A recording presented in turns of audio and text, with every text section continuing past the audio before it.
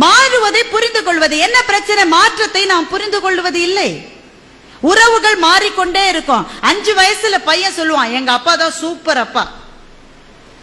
5 வயசு. 10 வயசானா சொல்லுவான், எங்க அப்பா நல்லவரு, அப்பப்பா கத்துவாரு. 15 வயசுல சொல்லுவான், அம்மாவை கூப்பிட்டு, உன் வீட்டுக்காரர்கிட்ட சொல்லிடுமா, அப்பப்ப என் ரூட்ல வராரு, மரியாதையா இருக்காரு. 20 வயசானா பையன் சொல்லுவான், எப்படிமா எப்படிமா இந்த ஆளை போய் நீ கல்யாணம் பண்ணிட்ட? அப்படின்னா பையனுக்கு 20 வயசுன்னு அர்த்தம்.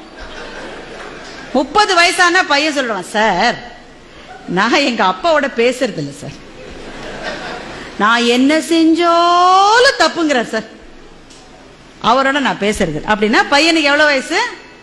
30 வயசு. அதே பையனுக்கு 40 வயசு ஆயிடுச்சுன்னா அவனுக்கே அப்ப குழந்தைகள் இருக்கும். அப்ப சொல்லுவான், எங்க அப்பா கத்திக்கிட்டே தான் இருப்பாரு, ஆனா பாவம் நல்லவருன்னா அவனுக்கு 40 வயசு ஆயிடுச்சுன்னு அர்த்தம். அவனுக்கே 50 வயசு ஆயிடுச்சுன்னா சொல்லுவான், அந்த வறுமையிலே எங்க அப்பா எங்களை எப்படி வளர்த்தார் தெரியுமா, மை டாடி இஸ் கிரேட்.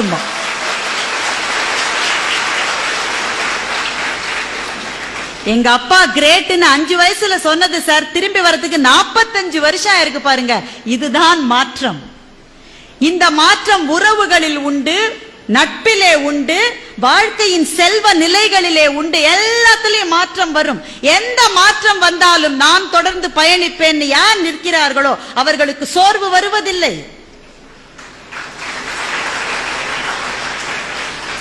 மாற்றங்கள் இருக்கின்றதே, அது நதியிலே கலக்கின்ற கழிவை போல.